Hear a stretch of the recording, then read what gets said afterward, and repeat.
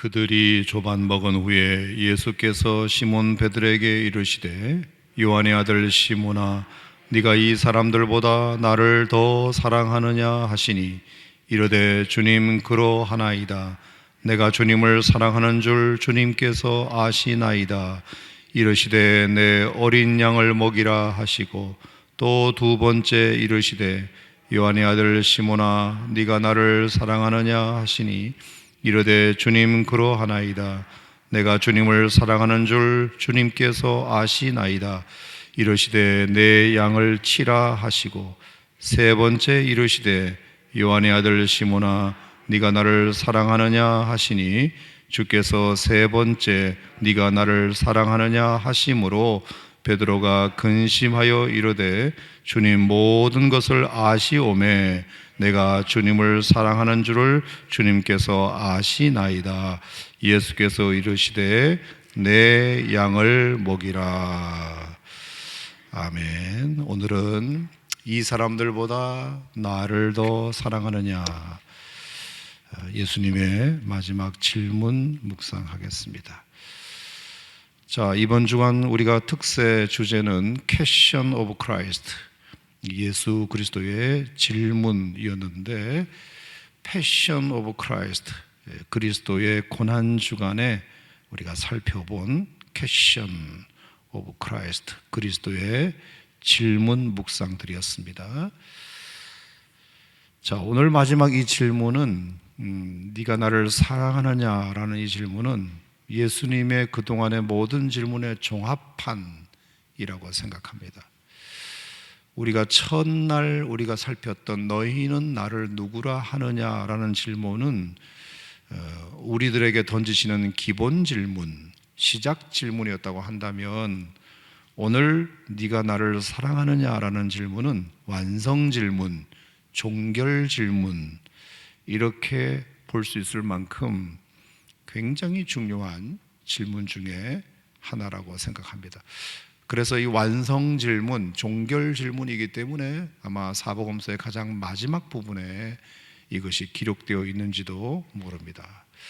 자, 왜 예수님께서 우리에게 마지막으로 나를 사랑하느냐는 질문을 던지셨을까? 어떻게 생각하세요? 사람이 누군가를 진정으로 사랑하게 되면 허다한 허물도 다 덮어버릴 수 있고, 진정으로 사랑하게 되면 늘 행복하고 지치지 않을 수 있고, 진정으로 누군가를 사랑하게 되면 목숨까지라도 다 바칠 수 있기 때문이고, 진정으로 누군가를 사랑하게 되면 정말로 거기서 일어나는 스파크 때문에 좋은 일들만 분명히 일어날 것이기 때문입니다. 그래서 우리가 로마서 8장 말씀을 들을 때에도 하나님을 사랑하는 자, 그 뜻대로 부르심을 입은 자, 그러니까 하나님은 우리를 모두 다 사랑하시지만 하나님을 사랑하는 사람은 적지 않습니까? 이 땅에는 모든 사람들을 예외 없이 하나님은 사랑하시지만 하나님을 사랑하는 사람은 많지 않기 때문에 하나님의 사랑과 우리의 사랑이 만나야, 그게 접점이 있어야, 그래야 모든 것을 합력하여 선을 이루시는 좋은 일이 일어나게 되는 겁니다. 사람과 사람 사이에도 짝사랑만으로는 안 되고 같이 온전히 사랑이 이루어져야 거기에서 뭔가 열매가 생기고 결혼이라는 것이 이루어지고 자녀가 생산되고 거기서 뭔가가 일어나는 것처럼 하나님과 우리 사이에도 마찬가지. 하나님은 우리를 모두 사랑하시지만 우리도 하나님을 사랑해야 그 고백이 우리 사랑 하나님과 우리 사이에 완성이 되어야 우리가 뭘 해도 뭘 할 수 있기 때문에 그렇습니다. 그러므로 우리가 하나님을 사랑한다고 고백하는 것이 얼마나 우리에게 중요한 고백인가. 여러분, 이 질문에 우리 모두가 기쁨으로 대답할 수 있기를 축복합니다. 한번 따라합시다. 주님을 사랑합니다. 예수님 사랑합니다. 이 고백이 평생 변치 않기를 축원합니다. 자, 그런데 오늘 이 질문의 정말 중요한 포인트는 거기에 있지 않습니다. 베드로가 이 질문에, 너희는 나를 사랑하냐는 이 질문에 베드로가 예수님, 내가 당신을 사랑합니다라고 대답을 한 것 같지만 그렇지가 않습니다. 중요한 것은 오히려 제대로 대답을 하지 못하는 이 베드로의 모습이 역력하게 드러납니다. 그게 뭐냐 하면, 분명히 3번이나 예수님께서 네가 나를 사랑하느냐라고 물으셨는데 베드로의 답을 보면 그 표현보다 다른 표현이 더 강조되어 있습니다. 자, 보시면 주님 그러하나이다. 내가 주님을 사랑하는 줄 주님께서 아시나이다. 2번째 대답에도 내가 주님을 사랑하는 줄 주님께서 아시나이다. 17절 3번째도 보면 모든 것을 아시오매 내가 주님을 사랑하는 줄 주님께서 아시나이다. 자, 이게 뭐냐면, 베드로야, 네가 나를 사랑하느냐? 그러면 뭐라고 대답을 해야 되죠? 예, 주님, 제가 주님을 사랑합니다 라고 하는 것이 질문에 대한 정확한 답이에요. 그런데 그렇게 답을 못하고 주님 아시잖아요. 주절과 종속절로 표현한다면 사랑합니다라는 것은 종속절이고 아시잖아요가 주절이에요. 사랑하느냐고 물었으면 사랑합니다라고 대답하면 될 것을 왜 베드로는 3번씩이나 아시잖아요, 예수님. 자, 어떤 느낌이 드세요? 왜 베드로는 예수님의 질문에 정확하게 답을 못했을까요? 너 나 좋아해? 그러면 그럼 좋아하지 라고 말해야 되잖아요. 근데 알잖아 이렇게 말하면 그건 다른 느낌이에요. 뭔가가 있는 거예요. 실제로 헬라어 성경에도 보면 아가페이스메 이렇게 물었어요. 예수님께서 2번을. 그럴 때 그러면 아가파우세 이렇게 대답하는 것이 맞아요. 그죠? 너 나 사랑해? 그럼 사랑하지. 근데 너 사랑해? 너 나 사랑해? 라고 물었는데 그럼 나 너 좋아하지? 이러면 엉뚱하게 답을 하는 거예요. 사랑하느냐는 단어로 물었으면 사랑한다고 말을 해야지, 말을 싹 바꿔가지고 그래 나 너 좋아하지, 이건 다른 개념이에요. 여러분, 고양이가 생선을 사랑해요, 좋아해요? 고양이가 생선을 사랑하냐고요, 좋아하냐고요? 좋아하는 거죠. 사랑과 좋아하는 것은 조금 달라요. 네. 자, 사랑하느냐고 물었으면 사랑한다고 답을 해야 되고요, 좋아한다고 대답을 하면 듣는 사람이 약간 이상하게 들려요. 왜 내가 묻는 대로 답을 안 하지? 예수님께서 네가 나를 사랑하느냐라고 물었으면 사랑합니다라고 주절을 말해야 되는데 사랑한다는 것은 종속절로 넣어놓고 아시잖아요가 주절로 내놓습니다. 아가파우세 하면 아가페이스메 하면 아가파우세 이래야 되는데 필로세 3번 다 똑같이. 왜 베드로가 이런 대답을 했을까? 가장 이상한 것은 17절 말씀입니다. 3번째 예수님께서 그렇게 물으시니까 베드로가 근심하여 이르되, 거기에 근심이라는 단어가 나와요. 사랑 고백을 주고받는데 왜 걱정은 왜 하는지 모르겠어요. 근심은 왜 하는지 모르겠어요. 뭔가가 있는 거죠. 자신이 없는 거죠. 사랑한다고 자신 있게 말하지 못한 자신에 대하여 예수님에게 들킨 거죠. 자신 있게 사랑한다고 말을 못하고 있는 베드로의 모습이에요. 그러므로 오늘 본문은 베드로가 예수님에 대해서 당당하게 사랑합니다라고 고백한 내용이 아니에요. 오히려 그렇게 대답하지 못함으로 근심만 가득했던 고백이에요. 근심이 너무 가득했어요. 주님 아시잖아요. 저를 아시잖아요. 아니 왜 베드로의 의기양양한 모습은 다 어디 가고, 과거 한때 베드로는 안 그랬잖아요. 절대로 저는 주님을 부인할 리가 없습니다.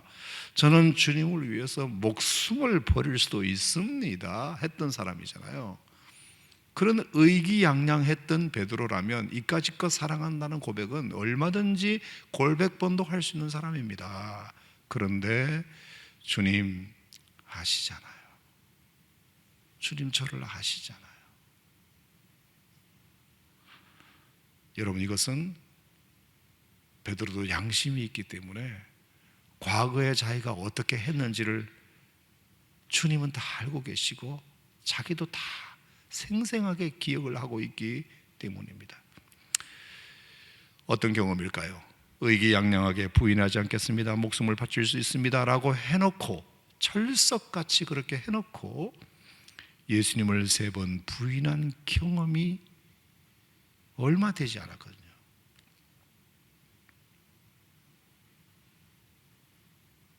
뿐만 아니라 그럼에도 불구하고 예수님은 부활 후에 제자들을 찾아주셨어요. 그럼에도 불구하고 제자들은 예수님의 그 부활을 믿지 않습니다. 20장 19절 말씀에도 보면 첫날 저녁 때에 제자들이 유대인들을 두려워하여 모인 곳에 문들을 닫아두었다. 유대인들을 두려워하여 문들을 닫아두었다. 자, 보세요. 20장 18절 말씀에 보면 막달라 마리아가 제자들에게 내가 주를 보았다, 주께서 자기에게 이렇게 말씀하셨다. 분명히 막달라 마리아가 예수님이 부활하셨다는 소식을 베드로와 제자들에게 알렸단 말이에요. 근데도 그들은 어떻게 했죠? 두려워서 문을 꼭꼭 닫아두고 있었던 거예요. 자, 예수님을 3번 부인한 것도 부인한 거지만 예수님이 부활하셨다고 여인들이 얘기해 주는데도 마가복음 16장에 보면 엠마오로 가는 2 제자도 또 와서 얘기를 해줘요.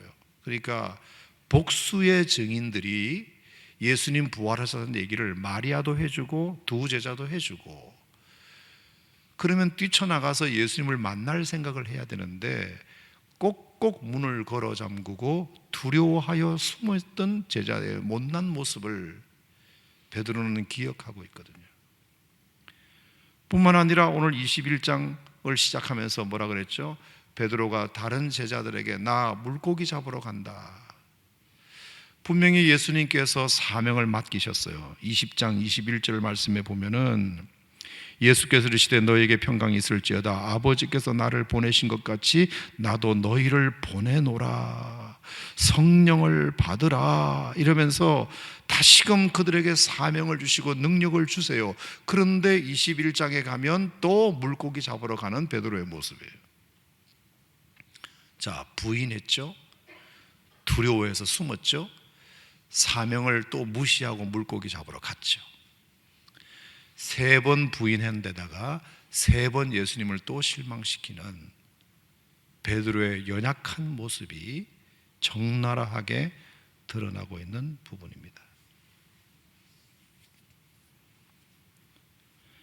그런데도 예수님은 21장에 밤새 고기 한 마리 잡지 못한 베드로와 그 제자들에게 다시 찾아오셔서 베드로를 누가복음 5장에서 처음 만났을 때 그 모션을 그대로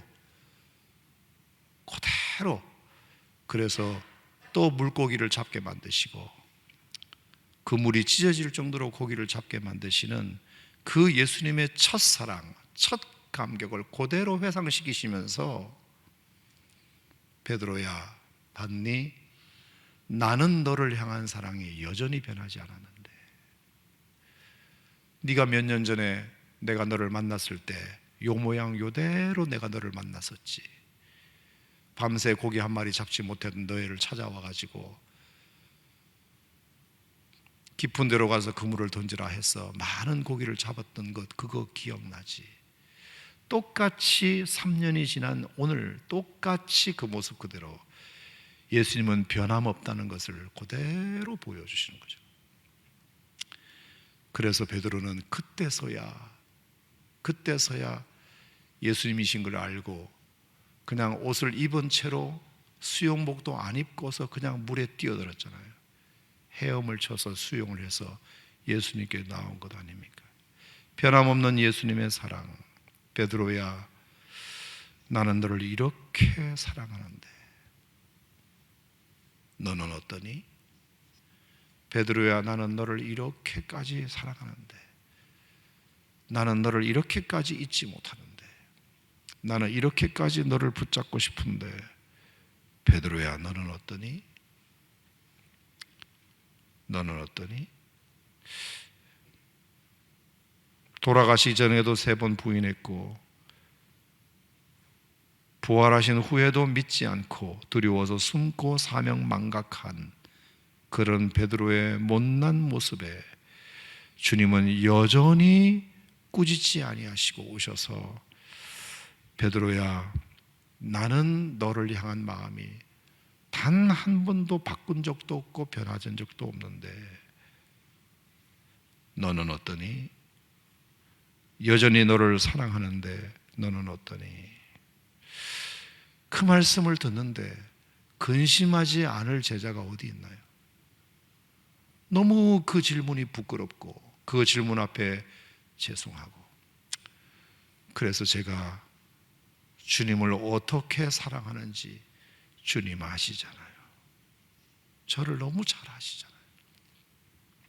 그렇게 고백했을 거라고 생각합니다. 자, 그런데 놀라운 것은 이 고백을 예수님이 이제 들으시잖아요. 주님 아시잖아요.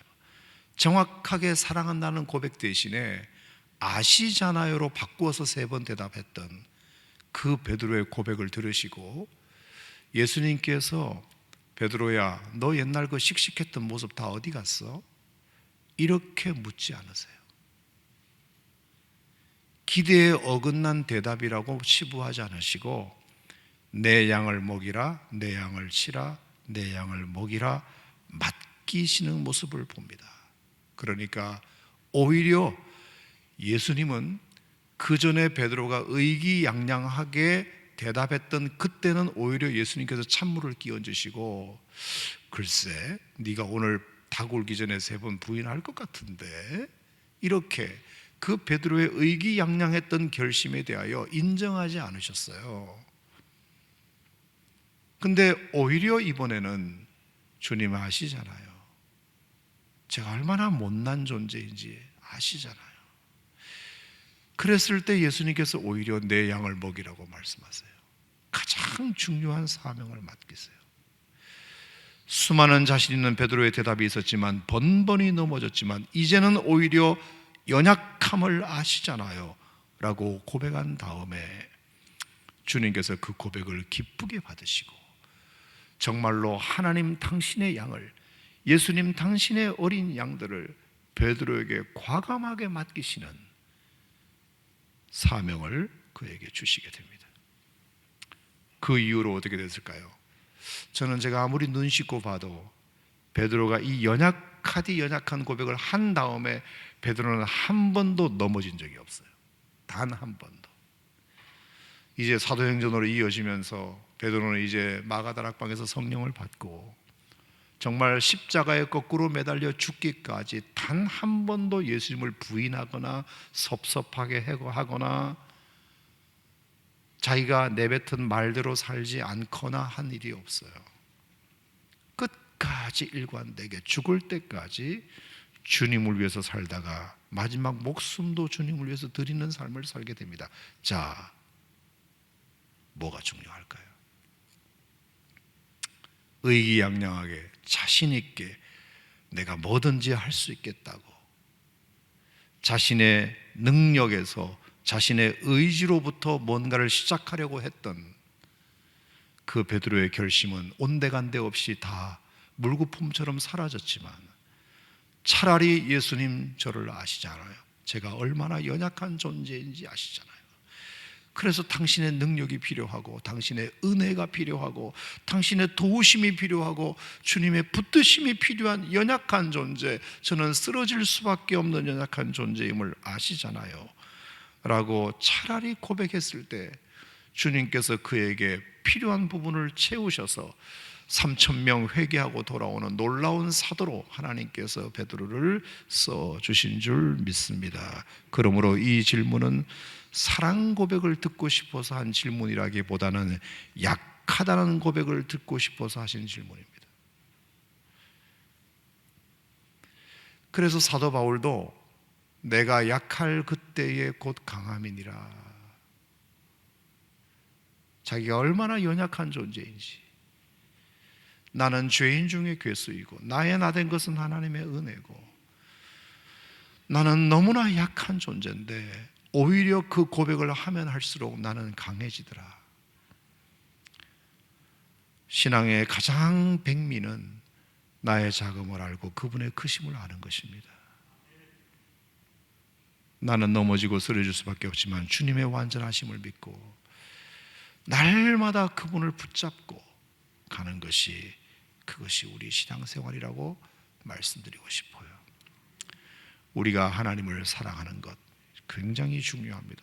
성경에도 분명히 제1계명으로 마음을 다하고 뜻을 다하고 목숨을 다해 하나님을 사랑하라고 했으니까 우리가 할 수 있다면 하나님을 사랑하는 것 너무나 중요한 것이고요, 절대로 잊지 말아야 됩니다. 두 번째, 그럼에도 불구하고 저는 연약한 존재입니다. 저는 아무것도 할 수 없는 존재입니다. 주님이 오늘도 나를 붙잡아 주지 않으면, 주님이 오늘도 내 생명을 살려주지 않으면, 이 심장을 멎게 하시면 나의 이 모든 컨디션과 나의 모든 이 포지션이 한 번에 다 날아갈 수도 있는 연약한 존재입니다. 그래서 나는 주님의 긍휼을 매일 매 순간 구할 필요가 있는 자입니다. 주님의 완전하심을 내가 날마다 붙들 필요가 있는 자입니다. 내가 약할 그때에 곧 강함입니다. 나의 작음을 알고 그분의 크심을 알기 원합니다.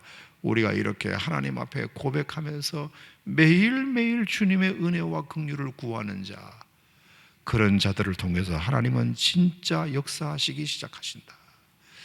여러분, 오늘 이 말씀을 이 마지막에 꼭 드리고 싶습니다. 주님이 오늘 이 시간 여러분들에게 너는 나를 사랑하느냐? 라는 질문을 주님이 마지막으로 던지셨는데, 주님 저를 잘 아시잖아요. 내가 얼마나 연약하고 내가 얼마나 잘 쓰러지기 쉬운지를 아시잖아요. 그래서 주님의 붙드심이 필요하고 오늘도 나는 주님을 의지할 수밖에 없는 존재임을 아시잖아요. 주님, 오늘도 나를 붙잡아 주세요. 나를 온전히 세워 주시옵소서. 나를 붙잡아 주시옵소서.